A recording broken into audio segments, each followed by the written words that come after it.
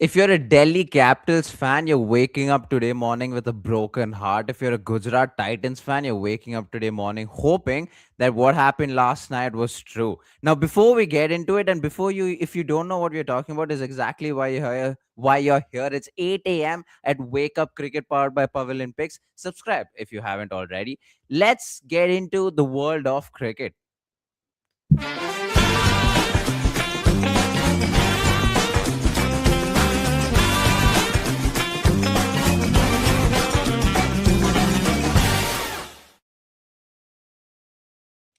Now, unfortunately for you guys, it's just going to be me. There's no Praatibh, there's no Megha, but we are going to go through every news and talk about, yeah, what happened in the world of cricket yesterday. First of all, we have to start off with Gujarat Titans and the Delhi Capitals and what played out last night.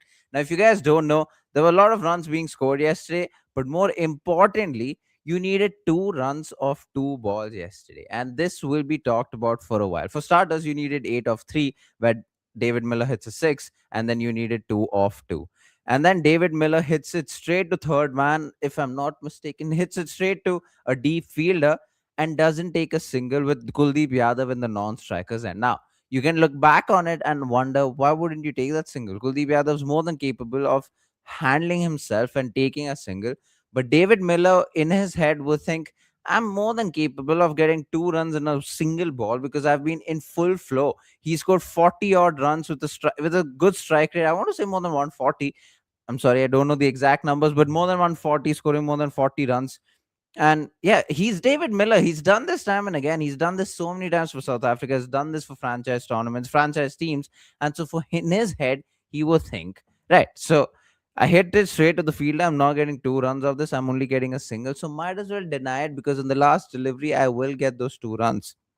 And then the last ball, he needed 2 runs. The Delhi Capitals needed 2 runs. Mind you, KL Rahul also as an opening batter played a fantastic knock. He scored 90 odd with a strike rate of more than 140. It was one of those days where it almost seemed like, right, the Delhi Capitals batting lineup is clicking. The opening batters, both of them did well, and you had David Miller scoring runs. It's exactly what the Delhi Capitals batting lineup would order. Right. So coming back to the last delivery, once again, a slower delivery. David Miller steps out. He doesn't even step out. It's a slow bouncer. David Miller misses it. Kuldeep Yadav runs. And again, I mean, David Miller, you have to run in the last delivery. If you can't have it be a dot ball. And Josh Butler, the wicketkeeper, direct hits, and Kuldeep Yadav gets run out on the strikers end, and the Gujarat Titans win by 1 run, and the Delhi Capitals lose by a single run. David Miller was distraught, of course, rightly so. He took a review hoping that the slow bouncer was a wide. It wasn't a wide. And then you had David Miller, KL Rahul look like they had lost their life that day, yesterday, last night. It was the worst finish for Delhi Capitals. It was the choke of the century. And it didn't do any favors that a South African was batting in the crease when this happened. Yeah, it's very unfortunate for the way it played out. I tried to make it very as dramatic as I possibly could, as dramatic as it was last night. But yeah, my God, to lose the way they did last night, yeah. If you're a Gujarat Titans fan, good on you. And this is where we talk about Cameron Green. Cameron Green to bowl for the Kolkata Knight Riders. The Cricket Australian board has commented, and they said that he should be ready to bowl in 10 to 12 days, and the Kolkata Knight Riders have a bit of a break until they go on to Tuesday and play a match Tuesday night and against LSG, if I'm not mistaken. And this is where a lot of people are hoping that Cameron Green can bowl, and for whatever reason, the news makes it seem like that is the answer Kolkata Knight Riders need: Cameron Green bowling. I don't know if people who have written the news or the articles know how Cameron Green bowl, because first of all, I'll be very, very honest. The price tag that Cameron Green has got doesn't reflect the T20 player that he is.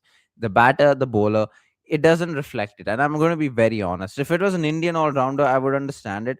An overseas all rounder, especially the caliber of Cameron Green, a lot of people talk about him as if he's the next Shane Watson in the white ball format, but he hasn't really done anything to reflect that. In the red ball format, he's supposed to be one of the greats. I mean, the caliber is supposed to be very high, but he hasn't proven that either. He hasn't proven anything in terms of his caliber and the amount people talk about him, especially with the price tag that he has. Even now, as a batter, he hasn't done really much with for the Kolkata Knight Riders. And with the ball, you're hoping that he delivers, and of course, I'm sure he will deliver in some sense. If not with the bat, with the ball, and you're hoping that with one of these things he is going to deliver. But everyone makes it seem like that is the answer Kolkata Knight Riders are searching for. Cameron Green having to bowl, hoping for Kolkata Knight Riders' sake, that is the answer that they're looking for. But yeah, a lot of people are hoping that by the next game, or by the start of next game, Cameron Green can bowl, and hopefully, like I said, for Kolkata Knight Riders' sake, he can bowl. And this is where we continue to talk about bowlers, and that is Sunil Narayan in and Varun Chakravarti out. And this is in terms of being dropped but injured. By the next game, again, for Kolkata Knight Riders' sake, Sunil Narayan should be in. He's already started to bowl in the nets. He looks fit. A lot of media did watch at Sunil Narayan bowling that extended spell, and so he should be back by the next game. But Varun Chakravarti is still in doubt in terms of injury. To be honest, when you look at the list of bowlers who haven't gotten a wicket in this IPL, it's a bit of a shocker. You have Varun Chakravarti in that list. You, of course, have Trent Bolt, but you also have Arshdeep Singh. You also have Jasprit Bumrah. Now, these are three World Cup winning bowlers. The World Cup which just got over in the same country that they're playing IPL in. Three World Cup winning bowlers who haven't gotten a wicket so far. And Varun Chakravarti hasn't been in the best of forms, and best of forms is a very underrated statement. To go at more than 10 runs per over consistently since the World Cup, to not get a wicket in the IPL, to almost seem like you've been found out, and to almost be stubborn enough to be found out, and to give a lot of runs, and to continue bowling very, very quick. I hope this break that he's gotten, even if it's an injury or if it's not, because a lot of people also talk about there are times when players use injury as an excuse for the media to then be dropped from the team. Now, I don't know if he's dropped from the team, but this break, I hope he uses this break as an not excuse. I hope he uses this break to reflect and to think about what he's been doing wrong or what's going wrong with him. Because bowlers are always found out. Off spinners, an orthodox off spinner, a batter knows what an orthodox off spinner is going to do. But it's what the spinner does that deceives the batter. Now, a lot of people are criticizing Varun Chakravarti because every time he gets hit for a boundary, he bowls quicker and quicker, which isn't necessarily the answer to be a better bowler. Sometimes you have to slow it up, and for whatever reason, Varun Chakravarti hasn't tried that. And when he has tried that, he has been quite successful. But yes, that being said, Varun Chakravarti is still injured. Hopefully, he takes his time to reflect on what the answers for himself should be. And then by the time he comes back, even if he does go for a lot of runs, he just looks better than what he used to be. Not what he used to be, what he has been in the last couple of matches. What he used to be is great. What he used to be is exactly what he should be. But in the last couple of matches, because of the slump of form, hopefully he finds a new version of himself. And this is where we talk about, well, Molineux lead Australia. Now, Sophie Molineux was made the captain for Australia after Alyssa Haley retired, and a lot of question marks were raised. For starters, a lot of people thought Ashley Gardner would be the next captain, and rightly so, because Ashley Gardner has been a proven match winner and a consistent match winner. In fact, Ashley Gardner herself thought she would be the next captain, and gave her gave an interview where she did say that she is disappointed that she wasn't considered. But of course, Sophie Molineux will have her entire support. Now, what is the other problem with Sophie Molineux? It's the fact that she's always almost injured. There's always an injury with her. There was, I think, a hamstring problem or an ACL problem. She had a problem with her legs, and then she had a problem with her back. And in the series against the West Indies, she couldn't really bowl, and she played the T20 series, and she played one ODI and then took rest. But that's the problem, right? She's always injured for an all rounder, for a spin bowling all rounder. Surprisingly so, and very unfortunate. But yeah, she's always injured, and there's a question mark if she can lead Australia in the T20 World Cup. Now, if you as a captain, you're unsure about your fitness, and then unsure if you can be fit for the playing 11, and then are unsure about the fact that if you can lead your side in the biggest tournament as a captain, then there is a bit of a problem to just ponder upon, right? You as a selector, you have to think about if she is the right person, because not only are you hoping that she is fit for the T20 World Cup, you are also hoping that she is fit enough, because there's no one else to captain right now, because there's no one else who's being ready to be captain, who's being groomed to be captain, or at least you'd hope. But with the Australian side, you always know there's someone ready to do something. Not only do they have 11 bowlers, they have 11 batters. You would also hope for their own sake that they have 11 captains, because I'm sure there's someone else who can easily step up and captain the Australian side, which is also why a lot of people were surprised by Sophie Molyneux being captain. And her first ever interview, this was the question that was asked about her fitness and if she's fit enough to be able to play this entire season, because she's never been fit enough to play an entire season. But hopefully, you know what would be interesting though, if Sophie Molyneux did get injured and for whatever reason Ashley Gardner did become the captain, and she had a successful run as captain, and then she becomes a permanent captain. You never know, there's always a twist in every tale. Or Sophie Molyneux doesn't get injured, she becomes the captain, and Australia have a very successful T20 campaign, and regardless of her getting injured or not, she's the captain. Look at that. That's another twist in the tale. This is just me rambling upon at this point, because I just realized, what if what if these things happen? It's in the world of cricket, a lot of things happen. Right. 4 days with Bharat Arun. Mohammad Shami spent a lot of time with Bharat Arun. Now, a bit of context. Bharat Arun was part of the Indian team for the longest time. The time when Ravi Shastri was part of the Indian team as the coach, as first of all the team director, and then the coach. Bharat Arun was part of that India squad. It was Bharat Arun, uh right, I was going to say the batters, but the Sanjay Bhangar, and I forgot who the fielding coach was, which I should know, but then I forgot. And but yeah, these guys were a group, and Bharataran was part of that India squad, wherein he got very close to a lot of Indian bowlers. He got close to Ashwin. Ashwin was always close to him, but then also got close to the Indian fast bowlers like Mohammad Shami. Jasprit Bumrah was coming up at that point, Umesh Yadav. So it's not surprising to see Bharat and Mohammad Shami hit it off in the franchise team, because Bharat is now the bowling coach once again. And Mohammad Shami worked with Bharat consistently and has been in this IPL as well. And apparently, so the Mohammad Shami has come up with a new variation, which is very interesting to see. Shami has been incredible in this IPL, by the way.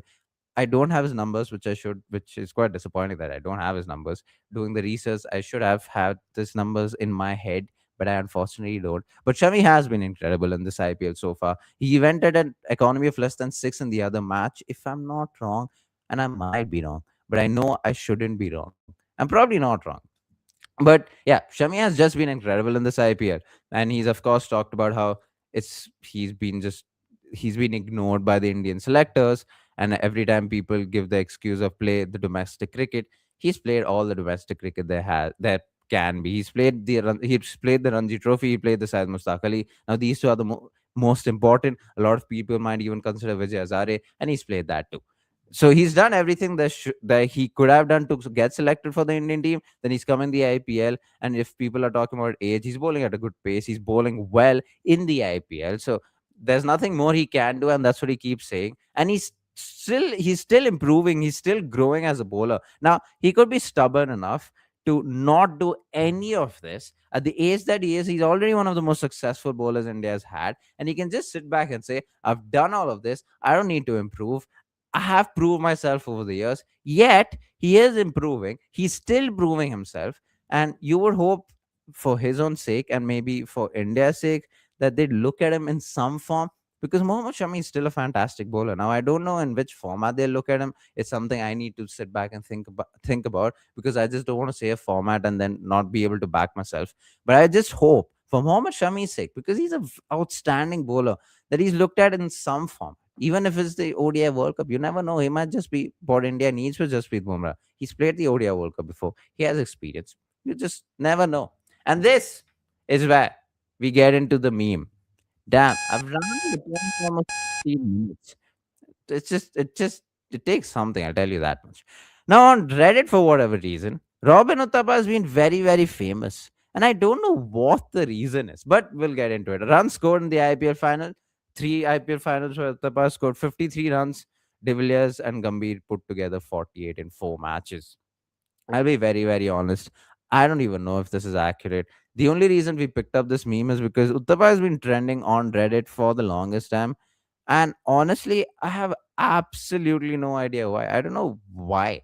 I think one theory is, so Uttapa has consistently started making content right now, and he's talking a lot of cricket. Makes a lot of sense. And I think on Reddit, a lot of people have picked that up and now are comparing what Uttapa has done in the IPL as compared to other batters. And I feel like it's just a fun way to go about it. Or I don't know. I have no idea why Uttapa is trending in the on Reddit, especially on shitpost cricket, where Uttapa is being compared to every other player, and he's been shown and in a good light, right?